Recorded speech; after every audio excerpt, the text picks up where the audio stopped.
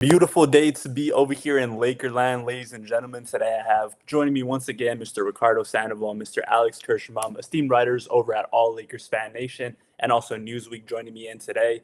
Fellas, the Lakers were finally able to slay the beast a little bit, like a fourth of the way there. We finally got a game four win. We avoided the sweep. We're going to be heading back over to Denver on Monday.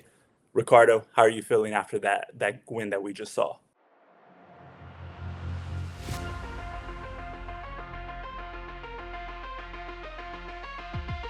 Could be very significant. Yeah, going down to the two, minus three for three!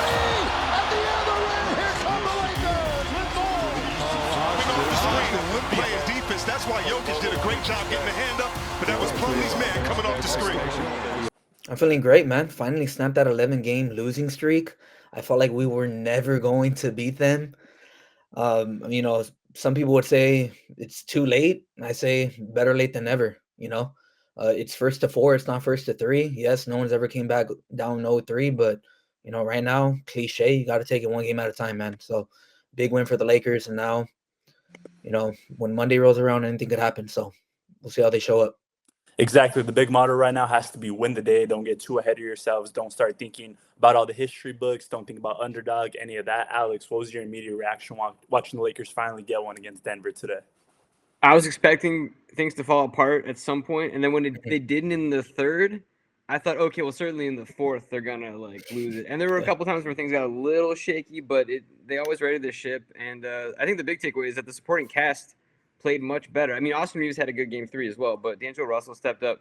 Rui Hachimura wasn't unplayable. Like the other guys helped buoy the Lakers. And Yeah, I don't facts, know if they can keep it 100%. up, but Yeah. No, I think you put it right on the nail there. You look at the supporting cast. Everybody looked at these two teams and they saw their benches were both significantly worse than they were last season. Yeah. And, a lot of it comes down to that starting five. Denver has had the best starting five in the NBA the whole season. They just all fit well together. They've built chemistry over the past couple of years. You even had Rui Hachimura go live on TV and say that the reason the Nuggets have been able to beat the Lakers so much is because they've just been through so much together. And Lakers, this core, they've only really had like a year and a half to get used to each other. So, yeah, it's kind of like the Lakers just really need to play up to that level. But the first topic that I want to talk about today has to be Mr. Anthony Davis himself, because he's had himself quite the series. And even though he's had to go up against Nikola Jokic, and Jokic has been putting up historic numbers himself as well, Anthony Davis, he went off today putting up 25 points, 23 rebounds, 6 assists, all while shooting 64% from the field to go along with the block. Alex, I'm gonna start with you. How are you looking at Anthony Davis right now as he's 5 games into this first round series?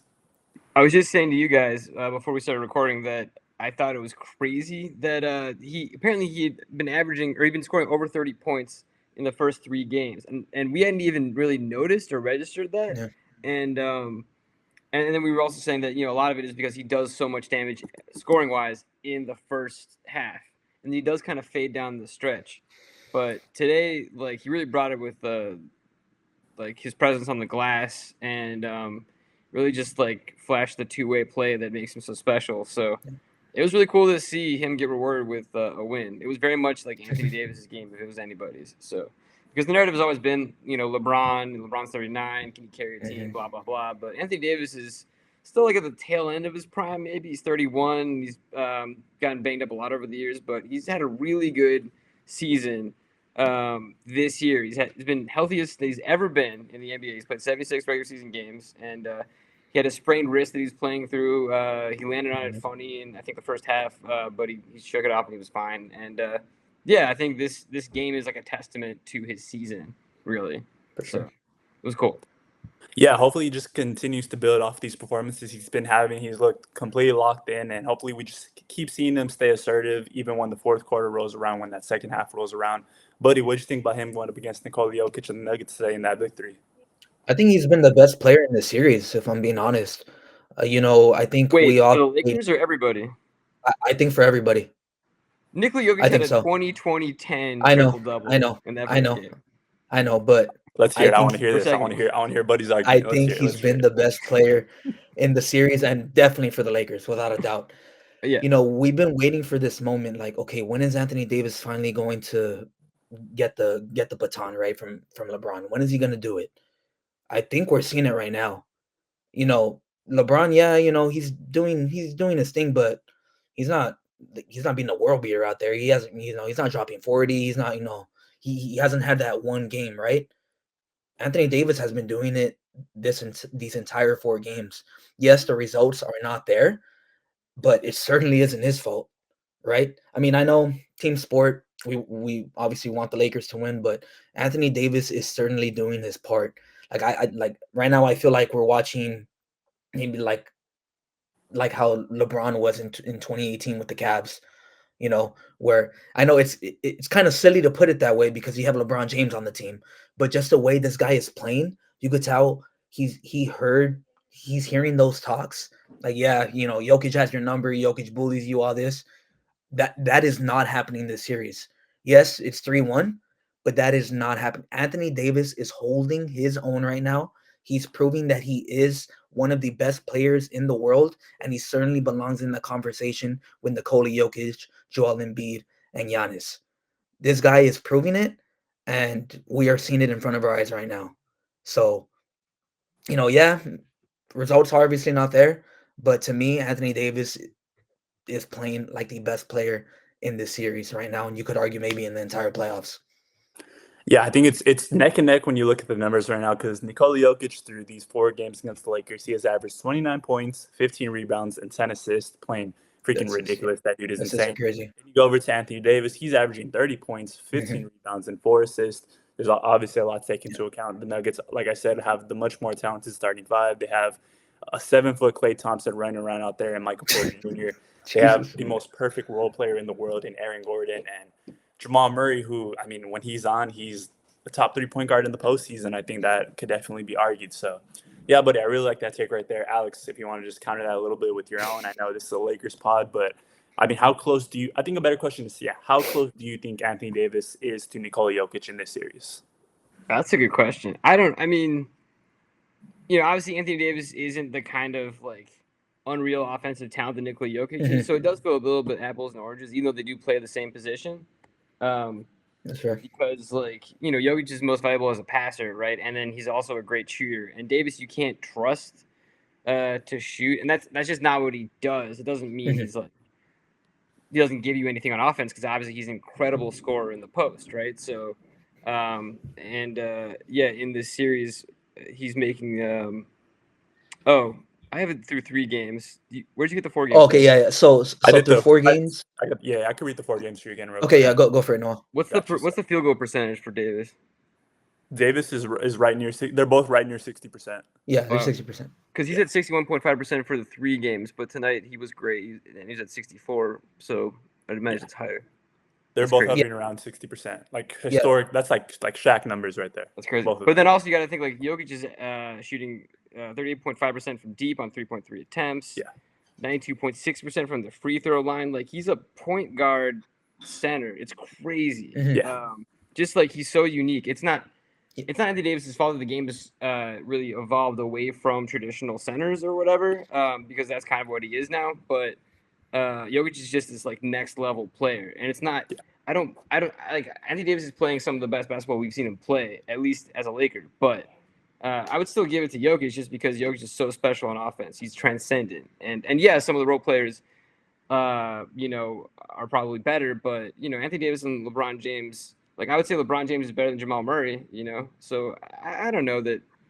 I think Anthony Davis is really at the level of the Jokic on offense. Then I would say it's more of a thing because Jokic is not a bad defender either. He's not a great defender, but he's always in the right position. He knows what he's doing. Yeah. So I don't know. I think that because Jokic has all these dimensions that Davis doesn't, I would still give him the edge for sure. But Davis is playing awesome, so I don't blame him for the 3-1 hole. That's fair. That's fair. I mean, totally understandable. I get what you're saying, but I think people were saying Jokic was miles and miles and miles ahead. Davis is showing no. Okay, maybe people could say Jokic is better, but right now I would say it's like this. I mean, to play devil's advocate against myself, it's like this. So I could see like a Jordan Clyde kind of thing, like '92, where it's like Jordan's I wouldn't better, say that. right? I But wouldn't say Clyde's that. really, No, really no. good. Oh my God, Alex. That's crazy. That's crazy. Jordan Clyde. That's insane. I I just, would you know, say, I would say, I would say Hakeem Shaq in '95. I would say it like that. okay, that's Hakeem Shaq in I actually mess with '95. that's that one too. probably I mess better with that because of the one. centers, but whatever. Yeah. I still feel like mine is so Come on, good come that like on, the Alex. upper Jordan tier Clyde, like, no positional tier. disrespect. Clyde is a Hall of Famer, but like the gap was clearly there with Jordan and Clyde. Right. Yeah. I mean, Jokic is the I know, best I player in know, the I know. world. Yeah, last year in 2023, it was Jordan Clyde. Right now, I feel like it's I would give you Hakeem and Shaq. Wow. That's I fair. would give That's you fair. that. I think both takes definitely fair, and we have at least one more game for Mhm. Anthony Davis to go out and show the world just how close he is, and maybe if he's even better than Nikola Jokic right now. So we're gonna get that duel. Best believe that both of them are gonna come to play and play a very pivotal role in whether the Denver Nuggets advance on to the second round or whether the Lakers continue to make this a series. But the next person we gotta talk about is D'Angelo Russell because he put up an 0-4 in Game 3. And it all but looked like he was completely checked out. He wasn't even joining the team's huddle at one point. He was on his phone having a snack, and the whole internet had turned against him once again in what seemed like a span of like 3 days after his incredible Game 2 performance where the Lakers almost won. But yeah, moving on to Game 4 tonight, 21 points. He got 40 minutes of play, 4 rebounds, 4 assists, and he also shot 4 for 8 from 3. Alex, I know that you haven't been the biggest D'Angelo Russell fan, and I mean, I think a lot of Laker fans do paint this as the D'Lo experience, where one game he just can't hit a shot to save his life. He's a liability on defense. That next game he comes in, he has all the confidence in the world. He's playing a big role within the Lakers' offense. But what's your big takeaway from this past game when it comes to D'Lo, and with all the rumors that he may opt out of his contract and that maybe his time with the Lakers is done? Yeah. Well, I think that it was really nice to see him have a good game against the Nuggets for once. It was very encouraging. Um, it's the best he's looked against the Nuggets, I think, in the whole playoffs. Like so, both of the 8 games now that we've seen him play against the Nuggets. What is he? He finishes with 21 points, plus 15, which is the high for plus Yeah. minus on the Lakers. Pretty efficient, 8 of 15 shooting, so 53.3% from the field, 4 of 8 from deep, 1 of 2 from the free throw line. You'd like that to be a little bit higher, but whatever. 4 assists, 4 rebounds. Let's see the turnovers, 1 turnover. So yeah, I mean, great, awesome. And like he's not a great defender, but just the thing is with the Lakers this year, Dennis Schroeder was really good last year. There is no Dennis Schroeder on this team. There is no backup point guard that can supplement D'Lo when he's cold. Like Spencer Dinwiddie ain't it. Gabe Vincent cannot shoot this year, and like they're doing what they can. They're playing. Ham's doing weird stuff where he'll play like he played Dinwiddie with D'Lo at one point, and I don't understand it. But he loves these like It was D'Lo, Gabe, and Dinwiddie on the court at one Jesus point Christ. today. Jesus that's Christ. right. So yeah, he loves these like little 3-guard lineups that don't really make a lot of sense. He is obsessed with them, Alex. Yeah, and if it was Schroeder and D'Lo, I'd be down because Schroeder could ball. That guy was an amazing point of attack defender, and he was a pretty good passer, and he could make a 3 when it mattered. Not so much in the regular season; he was kind of streaky. But yeah, just like these guys are not Schroeder, and so like D'Angelo Russell has to play better. And yeah, if he plays like this every night, who knows? But it's always the thing too is that he's at home, right? That's the thing with role players is like they always play better at home. So that's why the offer in Game 3 was so crazy too. Like maybe I'd see that in Denver, but happening at home in LA, like what was? I don't know. He's so streaky. I want him to succeed. I'm rooting for him because I want the series extended. But man, I don't. I can't trust that guy. Like you think Game 5 he's gonna show up? Like no, I don't think he's gonna show up. He's gonna get over 10 points like on let's say 45% field goal shooting or better. No, not happening. That's Sorry. fair. That's like I said, that's really been the D'Angelo Russell experience. And I mean, a lot of us were hoping that after the great regular season he had and after all those games that he was a key part in winning that helped us get to the position that we were. We were all hoping that he was finally going to prove everybody wrong. That Game 2, man, it's like there's clear like pattern here that when he's able to hit shots and when he's able to stay on the court, the Lakers put themselves in a really good position to beat the Denver Nuggets. Now, buddy, looking ahead to Game 5, what do you think are things that D'Angelo Russell needs to focus on to have himself a good game and to help the Lakers extend the series? I mean, to me, it's gonna start in those first 5 minutes. What kind of shot is he gonna take, and is he going to make it? Usually more times than not, it's gonna be a three. How is that three gonna look? You know, I know with D'Lo, he's streaky. He could miss five in a row, and then he hits one, and then he starts going from there. But he's gonna have to make his first two out of three shots to get in that rhythm and to keep the Lakers in the game and hopefully win that game. When D'Lo is playing good, more times than not, the Lakers win. They're fantastic.